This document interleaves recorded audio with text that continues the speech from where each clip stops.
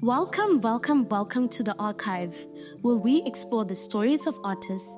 I am everything under the sun. I love that. I love that. Unpack their journeys and shine a light on their art. I am more of an actor, but even in the acting, you still have to treat the script analysis and every single process with so much detail.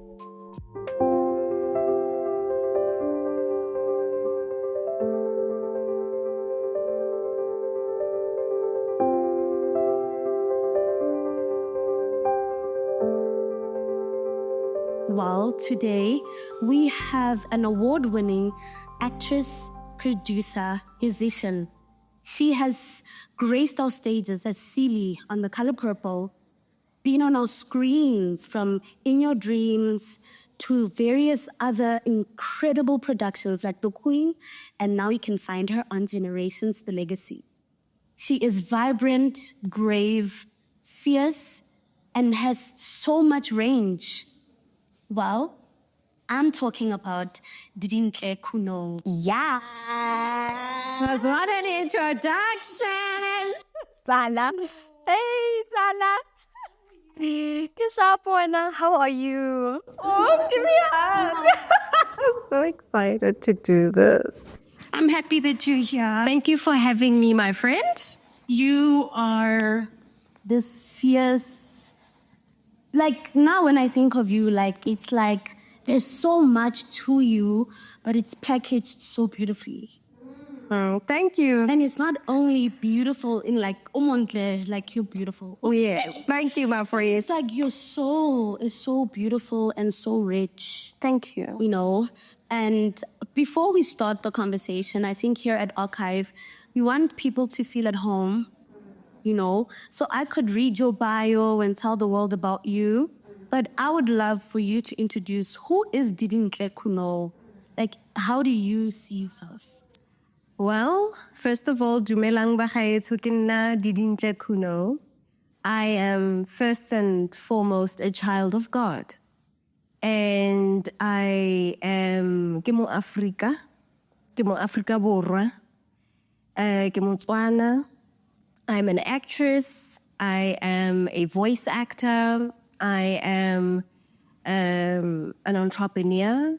I am a aspiring producer and director. Yeah.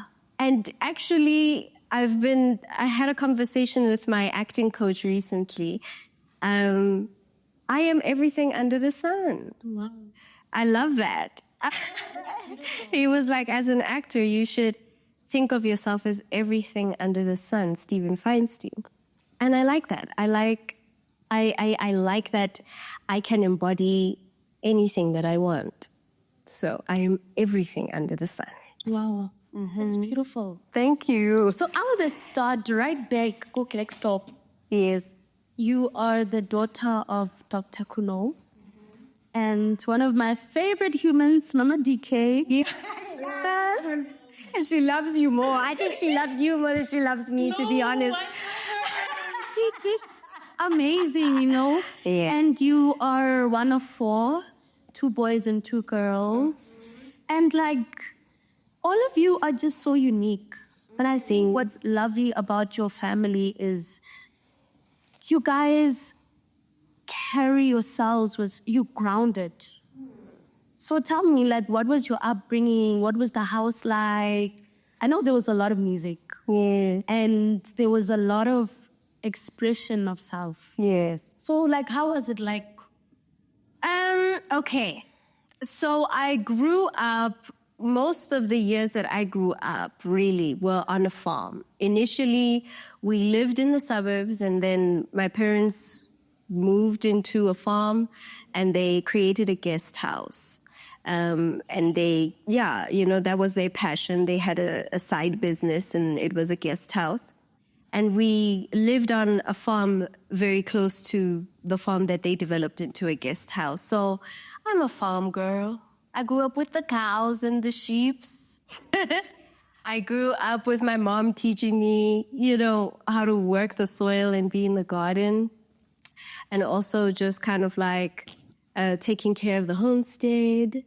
So that is very much my upbringing. And I think a lot of that has contributed to grounding me as a person, because I guess there's a part of me that is it's so important for me to be self-sustaining. And I think growing up in that environment, it taught me a lot about, independence and, sustaining yourself and taking care of yourself. So yeah, that was my context. Yes, I grew up with my brothers and my little sister. And there was a lot of music in the house. My parents, both of them, but a lot more. My mom really loves music. I think she probably should have been a musician she probably was a musician in another life. So her passion for music and playing it all the time to uplift herself or, to make herself feel amazing or good or whatever after a long day, then became my passion. Then I started to fall in love with music, and my sister too. But my mom also taught us sewing, and she was an interior decorator. She still is. So we also, and she's so amazing at it. She's like a creative. No. So she's not strict, she's a perfectionist. Okay. Yeah. I see that. Yes, very much a perfectionist, very detail-oriented. And in fact, I learned from her as a creative the asset that being detail-oriented, bringing that into your work. I learned how important that is, because as an actor, even though I'm a different creator from her, she's more of a visual artist, a designer, a space curator. I am more of an actor, but even in the acting, you still have to treat the script analysis and every single process with so much detail. So I learned that from her. Yeah. Okay, so where does this dream of being on a stage in Broadway come from? Because you're a performer. Yeah. I think there are people who can be thespians and not... there's people that carry the title of thespian, and there's people that carry the title of thespian and take it to a performance. I don't know if you get me. There's musicians that I would listen to on CDs or their tracks, but if I watch them live, it's I'm underwhelmed. But there's people that come alive and you just perform.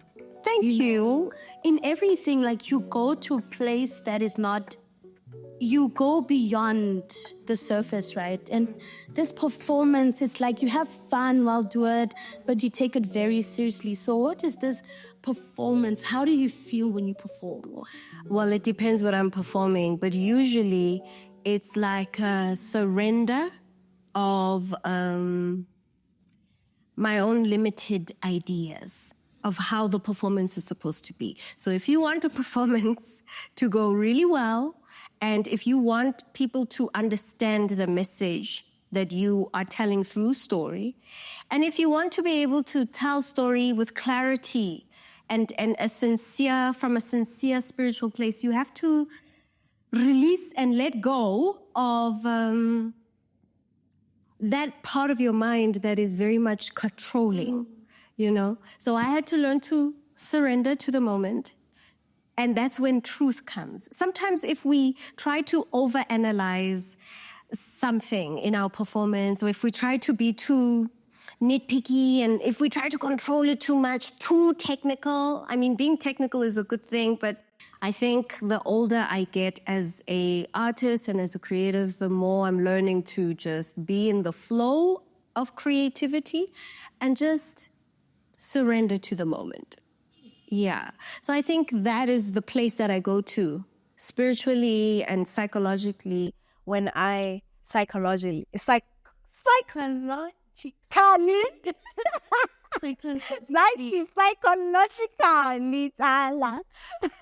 that is where I go to when I'm in performance mode, because I don't want to be too critical and too in the brain and in my mind. Yeah. So in this place of surrender, where do you pull from? Because you play your range just what? Tell us this one person. And you like, where do you pull these different people from? Like, is it like your imagination?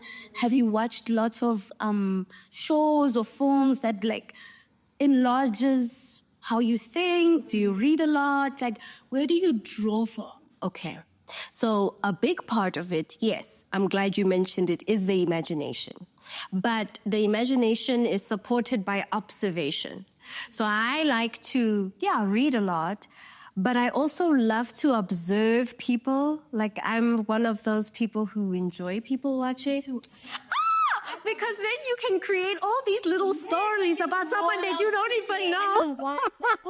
So exactly. But that also is engaging the imagination, isn't it? Because now you're already kind of creating stories and you're creating circumstances and you're imagining yourself, putting yourself in someone else's shoes. So you're now, it's not just imagination, it's also empathy. So for me, how I create characters and how I connect with them is by observing people around me, and even people not in my context.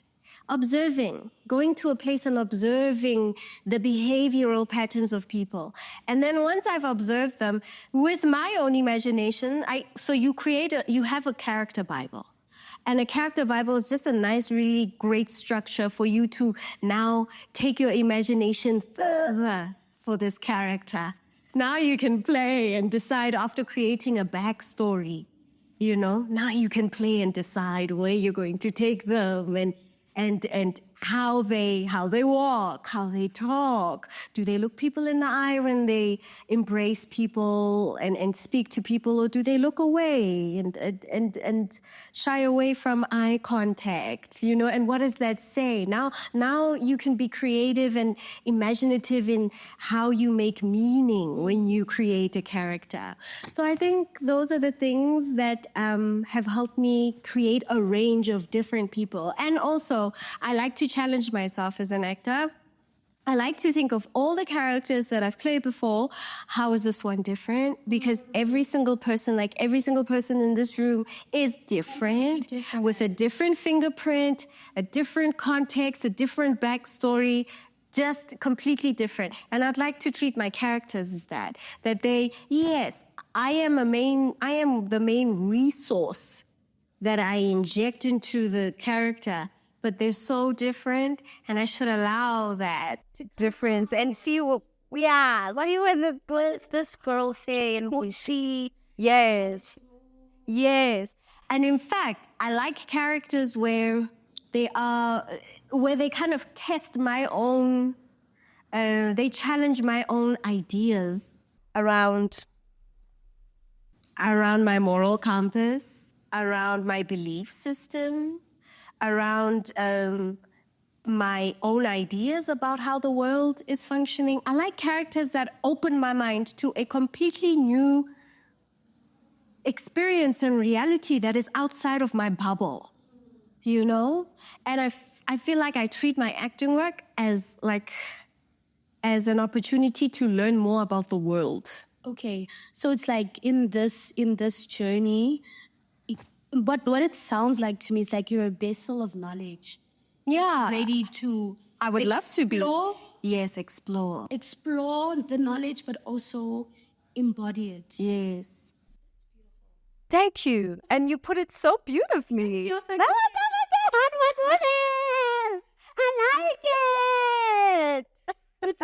like it. It really is about taking it all in and being comfortable with it first before you go and share it.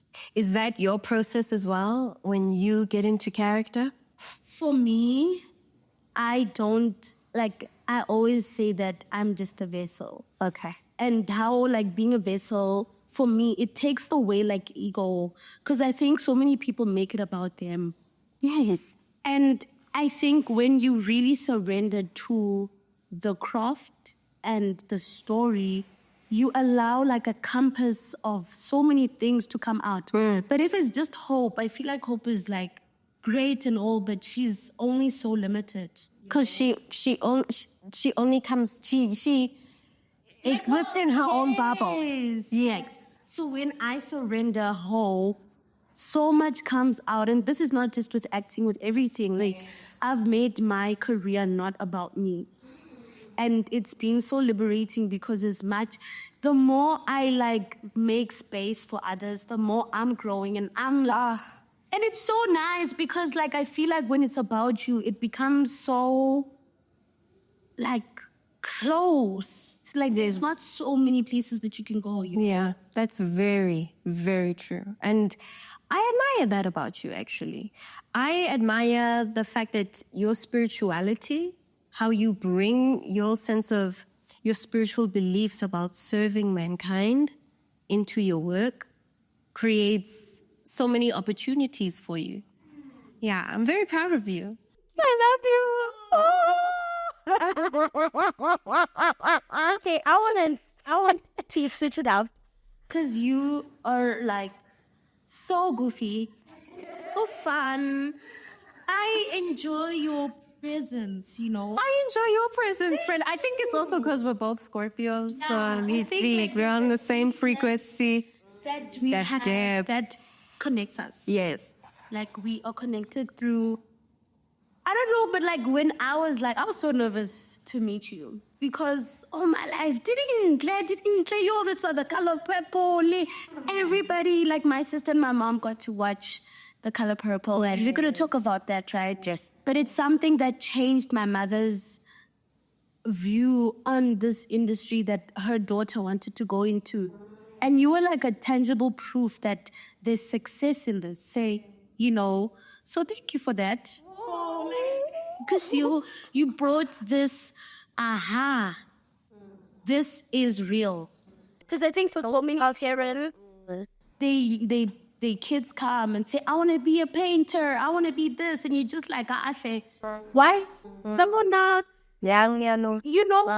So also, how did you tell your parents? It was when I was applying for university. So they were just kind of like, what are you going to do? And my first option was, urban regional planning. Okay. But then the second one was, well, you guys have seen me on stage. You guys have seen that I am very artistic and creative. My second option will be drama. And then we went for the drama because my father and my mom was just like, let the kid do what she wants to do. So beautiful. Because it allowed you to really work in my purpose. I feel like they surrendered. They had to surrender and also just kind of trust that, okay, she knows. But I think also it's in knowing your child. And observing them and allowing their gifts to flourish and to be nurtured. And I actually am so grateful for my parents for allowing me to just do what I want. I think it started also with my mother. She quit her 9 to 5. She was a medical technologist, quit her 9 to 5, and pursued her dreams and decided, I'm going to open my guest house. I'm going to become an interior designer. Travel the world. I'm going to travel the world through that, go to Germany, win my awards. Yes. And I think because she allowed herself to pursue her dreams, it gave me and my siblings all the space. I think she knew that, okay, they have to pursue what comes naturally to them, what they're gifted in, just like she did for herself. So thanks, Mom. Thanks, Mama DK. So I want to know, you speak about this gift. How did you know this is your gift? Okay. So at the school that I attended, they had reviews. And they had a show, like a little musical. It was like my math teacher at the time created a musical. And then she decided, she just, I don't know, she's very artsy, fartsy herself. And she She created a musical, and then I was in it. And I think that was the point where I was like, I think I really want to do this.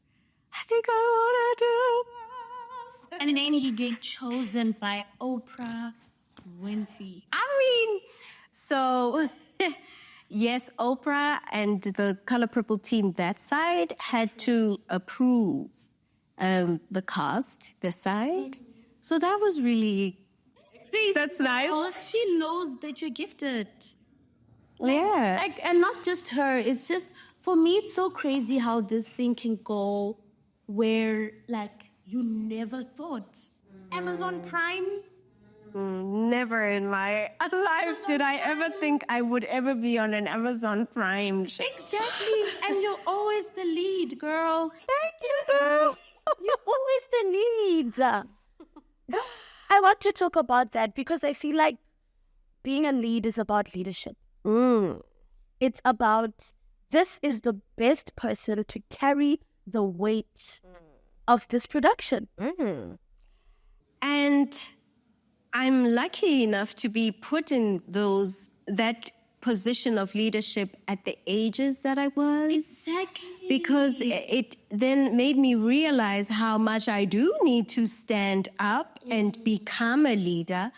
But I learned a lot about leadership through my own style.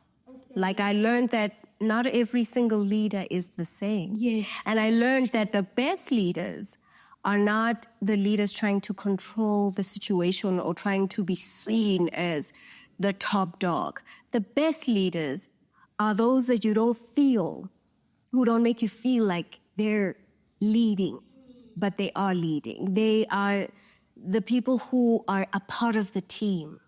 They are, the greatest leaders are leaders who empathize with every single person that is in their team, and that they come to the same level as every single person.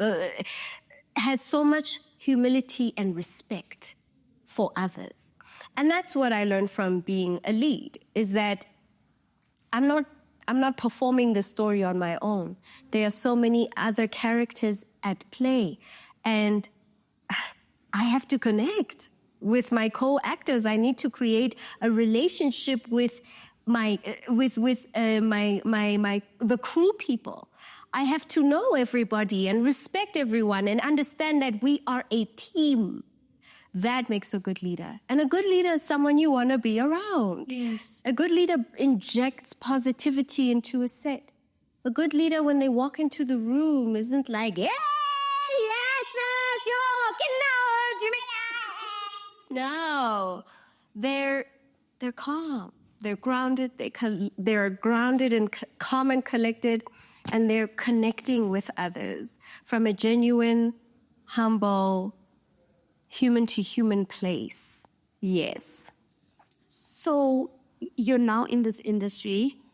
I think for me, the craziest part about this space is like getting to know the other side of it.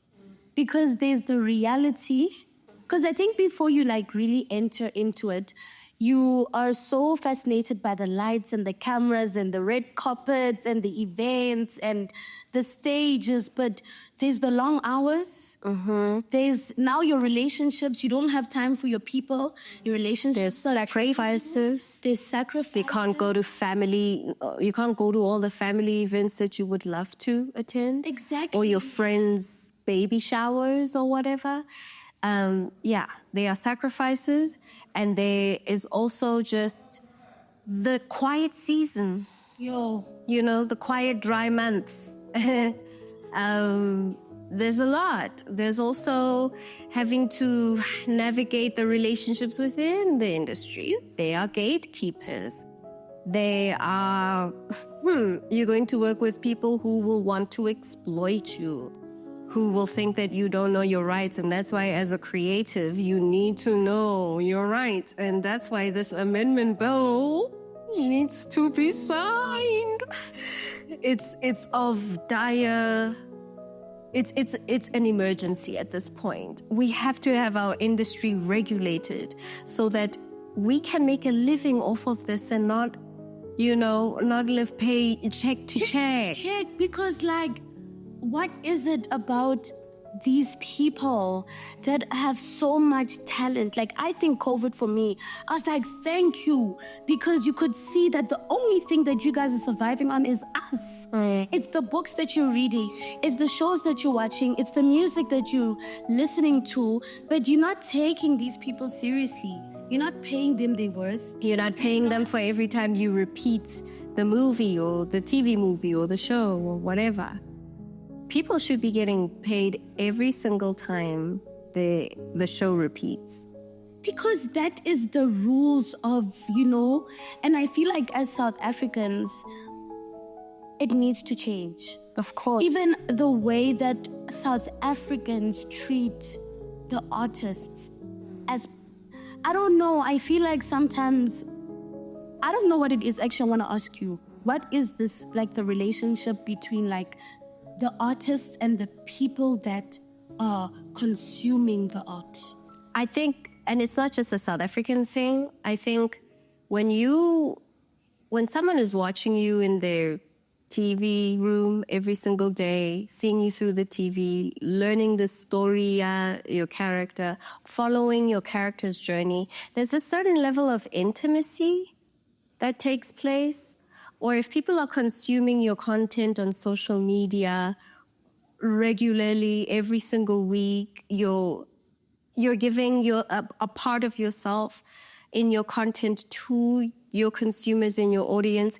There is a sense of like intimacy that's created, that's being built. And people then start to confuse the intimacy with, they start to think that like they know you, right? Because they know your character and they see you every day. And it's actually a natural thing for human beings to build some kind of a bond with something that they see every day, something that's familiar to them. So I think sometimes the boundaries can be blurred. You'll be walking down the street and someone will want to grab you and touch you. And what if you don't like being touched as yes, but now you have to kind of like surrender to that? Because I think it comes with the job, because you have to understand that because you're on TV every single day, like right now, people can watch me on Generations every single day.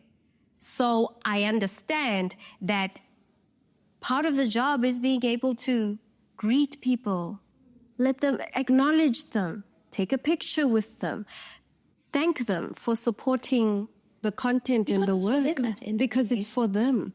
We're not telling these stories for nothing. And we need to acknowledge and thank our supporters. But in the same breath, if an artist is feeling overwhelmed, don't harass. Don't harass people, because at the end of the day, we are still people. Yes. So I'm just one of those people who, if you will see me in the street, I will greet, I will acknowledge. Because I think that's who you are. You're open. Yes. But when it becomes harassment, then I have to draw a line and walk away. And I think that's only fair. It's fair, but sometimes it's like, how dare you? I've seen it with people that have been in spaces where that are famous, like yourself, and like people expect so much, but it's like, or people start to nitpick. Yes, people start to nitpick what you're wearing and all of these things. But like I said, just take it to the chin. Yeah. It's part of the job. It's part of the territory of being someone who is observed. And as an artist, you just have to understand that you need to detach your ego to a certain degree, with how others will perceive you. You don't have to be attached to batlaring. You don't have to worry too much about that, or else you're going to drive yourself insane. Yes, and like, I love what you're saying, because at the end of the day, as much as it's your destiny, there's Didintle. And what do you see for Didintle outside of your work? Like, what do you see for her? I see a lot. I have so many dreams outside of the acting, right? And outside of producing and being a filmmaker and being an entrepreneur. I see a family. I see a food forest. I have this dream of owning a food forest, a huge piece of land where the community surrounding it and myself are getting food from the ground that doesn't have GMOs and pesticides and all of that stuff. Food that grows from the ground, animals that eat fresh, proper grains and foods. Just the way that Bahulu ba rona used to, their lifestyle, how they used to live, how they used to eat. It's just healthier. Just gaining a sense of self-sufficiency for Black people. Well, we can grow our food and just know that it's not food that's like injected with brine. Just food that is healthy for you. That's like a dream of mine that I will make sure I materialize. Where we grow nuts, fruits and vegetables, raise animals, clean. Just clean. And Black people can learn how to grow their own food instead of having to depend on the grocery store or my friend who will sell expired things. Wabon? So South Africans having a sense of sufficiency and self-sufficiency, that is such a dream of mine. That's so beautiful. You know why? I think as Africans, we need to learn to have ownership. Yes. Because with ownership comes choice. With ownership comes power. And freedom. And freedom. And we need that as Africans. We need freedom. Because I don't want to lie, it's not looking really free right now. No, far from it. Far from it. Economically, mentally, spiritually. Yeah. But I think the answer to that is I think it's about getting back to our roots and really understanding ourselves as a people. And I realized that food is a really great way of coming back into yourself and understanding yourself, your relationship with the land, understanding your anatomy, your body, understanding how your lineage grew food. I don't know, but there is something spiritually empowering and important about growing your own food. Okay, so Yes. teach me. Yes, definitely. Vegetables, because I see you there with your peppers And tomatoes and spinach. It's so beautiful because you're practicing what you preach. Oh, definitely, because it's got to start with you. Everything that you would like to see in the world, the way that you would like to influence the world has to start with your daily habits, you know? And I had to learn that very quickly as well. And thank you to my mom as well. She's the one who taught me everything I know about growing my own food. And I just want to extend that and make it bigger and teach the community around me to do the same. Yes. Okay, you know me and you are going to be there Hey. in the international space. Yes, friend, yes. It's going to happen. It's already happening. But it's going to happen in the way that we are envisioning it. In fact, possibly even way bigger. Maybe God is looking at our plans. Maybe God is looking at our plans and like, that is so cute. I've got bigger for you. happening. Yes. It's like what you think it was is so much more grand and so much more beautiful. And so much more meaningful than what you can ever. I just love how lately God has just been like surprising me. And that's the fun. Yeah. The surprises. Yeah. So, because I think we know what we want. Yeah. And then we get there. There's the surprise here, surprise. I'm like, whoa, I didn't know it's going to be this. Like, I don't think you arrived. Yes. I found for myself, I've had to depend more on this gut feeling and the voice that like leads me. The more I get into these spaces I used to dream of. Because you need to navigate who did, what is this gut feeling is telling Didi to do. Because I think the noise becomes really loud the higher you get. Right. Yes. But also, I'm not going to lie. For me, you can't just depend on yourself. You have to depend on God. And and like you said, the environment is so noisy. And it's not just our industry, it's just the world at large. It's so noisy. You cannot expect yourself to know every single answer from your intuition. Be led by your intuition, but also be led by God. And the only way that you can really hear God's voice in your life is when you nurture your relationship with God. And by doing that, you have to read God's holy books. It doesn't matter what faith you belong to. You have to understand God's guidance in order to know how He moves and operates, how He works, to be able to pick up God's mysterious ways, to know how He's moving and functioning in your life. That's the only way. That's the only way that you can navigate this noisy world of ours. This tug and pull, people wanting you there, next thing you're there, so temptation. What do I do outside of the acting thing? Because that was a big problem for me for the longest time.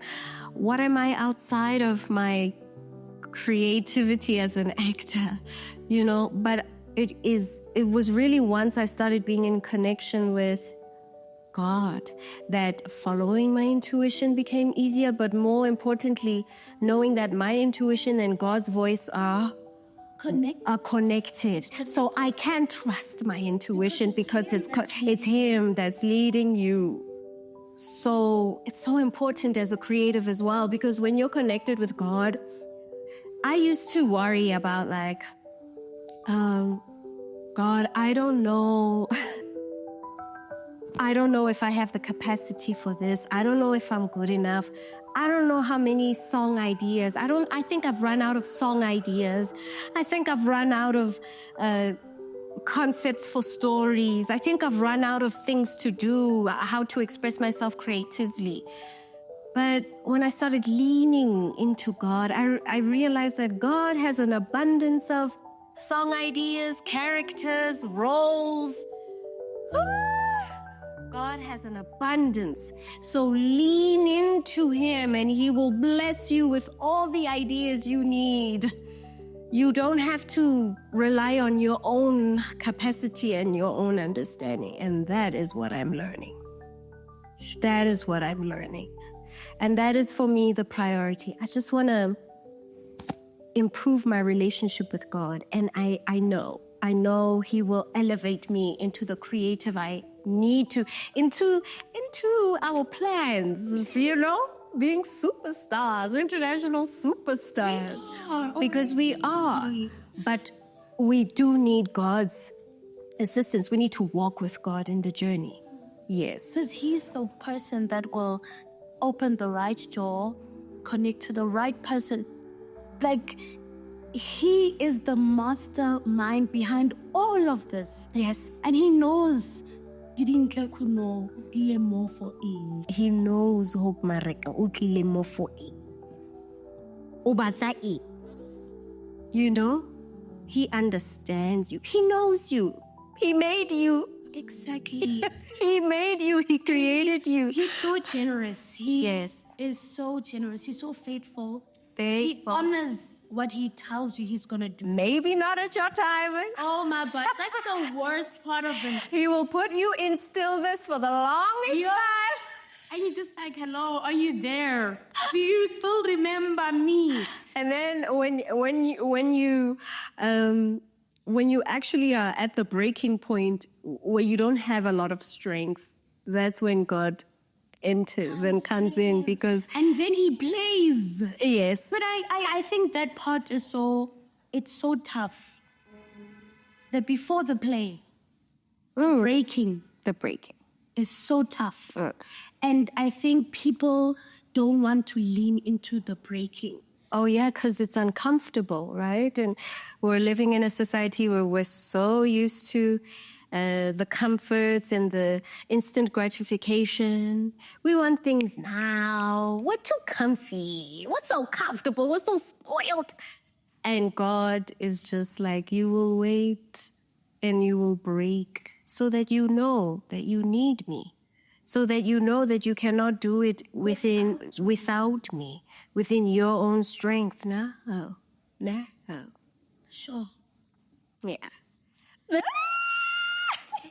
And friend, the thing is, what I love about this is that you and I have been through a lot. Yeah. Creatively, personally, we have been through a lot and we don't wear it. I know, like people want to never know what you've gone through, girl. Like sometimes I sit and I'm like, but I love that because I know that those seasons that we went through put weight on us. Yeah. And there's a gravitas that we carry because we paid the price. We paid the price. And I think what's so noble about it as well is that even with what we've been through, we are choosing joy. Because it's so easy to not choose joy, right? Because you've been through so much. There's a lot of heaviness, but every day you wake up and you choose joy, you choose God, you choose forward momentum. And just being able to make that choice is so hard, but it shows the strength. It takes a lot of strength and courage. And that's why I'm so proud of us. I'm not going to go into detail about what we've been through, but I just want to use this platform that you've created to let people know how proud of you I am and how far you are going and how far you are going with the people that you are teaming up with and collaborating with. I'm so happy for you. You deserve it. You deserve every good blessing that is coming your way, Hope. You do. I appreciate. I appreciate you too, my friend. You're an amazing woman. You too. Yo, Oscar, me makeup. I want us to have this moment here. Yes. What's one thing me and you're going to do together? Oh, what is one thing we're going to do together? Firstly, can we go which country are you traveling to? Because I love traveling and I love it too. Yes. Although I haven't traveled much, friend. It's fine. Okay, where do you want to go? Ooh, I would love to go to the UK. I love the UK, the fandom. Yeah. I love the UK. I know you love it because of the theaters there. Yes. Yeah, case, yes. And theater is such a cultural, normal thing there. I appreciate that. So the theater girl in me would love to go to the... Thank you, Ovi. Thank you. Broadway. But friend, we're actually supposed to do a show together. Like a acting show together? Yes, we're gonna perform together. And it's gonna be, and mark my words, it's gonna be a heavy, heart-hitting, tear-jerking story. And I just have that feeling. I don't know. I just have that weird feeling that we're gonna be in something that is like a tearjerker. I think because we've just gone through so much, and also how we've connected. I think it has to be a story about like women, and the female experience. But it's gonna be a tearjerker because we're so intense. Ooh, I see that. I see it. I see it. Yeah. London, Central, or LA. Or Toronto. I actually want to go to Canada because the film industry there is really growing. I already told this lady who was at DFF Furnative, Yeah. was representing TIP. I was like, see you at work, girl. See you at work. See you at work in Toronto or Montreal or Cannes. And what can we work with Tyler? I want that. I want to work with Tyler Perry. How did you know that was like something that I really aspire to? You want to work with Tyler? I think I would learn so much from him. He's amazing. I really do. Like it's so inspiring what he's managed to build for himself. For Black people in America. It's so beautiful. I was watching this interview where Megan Good was saying that there was a role where she was paid so well and she cried because of the paycheck that she received. It was a Tyler Perry production and she cried to Tyler Perry and she's like, oh my God, Tyler Perry, thank you. She was explaining how, like, you know, actors of color in the States are not paid well. You know, what Taraji P. Henson was, expressing very emotively and just kind of like, enough is enough. She felt like, yes, it's very true. She supported what Taraji P. Henson was saying. And then she went on to say that, like, they are not being paid well enough until she got onto this production, Tyler Perry. And Tyler Perry decided to pay her the right amount, the right thanks. And she cried. She said she cried. She couldn't believe it when she saw that amount. And I just thought, wow. I was just like, yes, look at this man empowering. He is living empowerment. And I like that he blocks the noise out. Because there's been so much noise since Medea, but yeah. And the fact that everything that he's built is basically on the back of his character, Medea. It is on the back of Medea that everything was built. I love Medea. Yes. We're going to go. And Tyler Perry, going to see you soon. We're going to see you soon. Also 50 Cent. I want to be part of the Power universe. I really want to be part of the Power universe. And doing like fairy things. Yeah, like dark, cringy, gritty, edgy things. Woo! I love also what 50 Cent has managed to build with that. You know, he's very inspiring to me as well. And very, very about the people. He is. He's also about telling his context, his life story. He's the stories of the communities that are like the one that he grew up in and his own. I just love that. I love that he used his own story to, like, enlighten the world about African American culture. Yes. Yes. Very, very amazing. Yeah. You are an amazing woman. Thank you. And thank you, my friend. I really love how you take who you are and you're running with it. I think I'm still learning every day, but yes, essentially that is it. I'm only really coming to grips with the fact that my quirks and the things that make me weird and strange are the things that are probably going to make me the most money, are probably the things that are going to get me the best roles. Yes. Thank you for coming to the... Thank you for having me, my friend. Thank you very much. This is the Archive with Didintle Khunou. This podcast is proudly sponsored by Art on Denim, Wild House Entertainment. Thank you. I'm your host, Hope Mareka, and we're signing out. Bye.